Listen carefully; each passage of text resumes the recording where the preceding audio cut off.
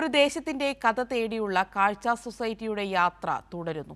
ഏറെ ചരിത്ര പ്രാധാന്യമുള്ള തിരുവല്ല നിരണത്തായിരുന്നു ദേശത്തിന്റെ കഥ തേടിയുള്ള കാഴ്ച സൊസൈറ്റിയുടെ രണ്ടാമത്തെ സെമിനാർ നടന്നത്. പ്രശസ്ത സംവിധായകൻ ബ്ലസ്സിയുടെ നേതൃത്വത്തിലാണ് അറിയുന്നതും അറിയപ്പെടാത്തതുമായ ചരിത്രത്തെയും ചരിത്രം സൃഷ്ടിച്ച വ്യക്തികളെയും പറ്റി പുനർവായന നടന്നത്.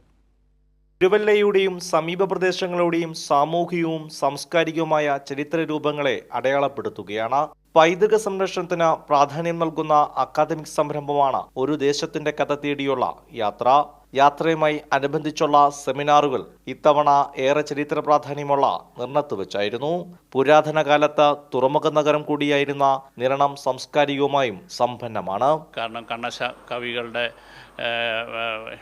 ജന്മസ്ഥലം, അതുപോലെ തന്നെ മാലിക് ദിനാർ മുതലായ പുരാതനമായ 14-ാം നൂറ്റാണ്ടിലൊക്കെയുള്ള മുസ്ലിം ദേവാലയം, അങ്ങനെ ഒരുപാട് വിശേഷങ്ങൾ ചരിത്രത്തിൽ ഇടം നേടിയിട്ടുള്ള ഈ സ്ഥലത്തിനെ തദ്ദേശവാസികൾക്ക് കൂടുതൽ പഠനവിധേയമാക്കുന്നതിനും ഒപ്പം തന്നെ തിരുവല്ലയുടെ ചരിത്രത്തിൽ പുതിയ ഒരു ഏടുകൂടെ എഴുതി ചേർക്കുന്നതിനുമായിട്ടുള്ള ഒരു വലിയൊരു ശ്രമമാണ്. നെൽക്കിണ്ട തുറമുഖം, നിരണം പള്ളിയും മർത്തോമ മാർഗവും, നിരണത്തിന്റെ ക്ഷേത്ര പൈതൃകം, മാലിക് ദിനാർ, ജുമാ മസ്ജിദ്, കണ്ണശ കവികൾ എന്നീ വിഷയങ്ങളിലാണ് സെമിനാറുകൾ നടന്നത്.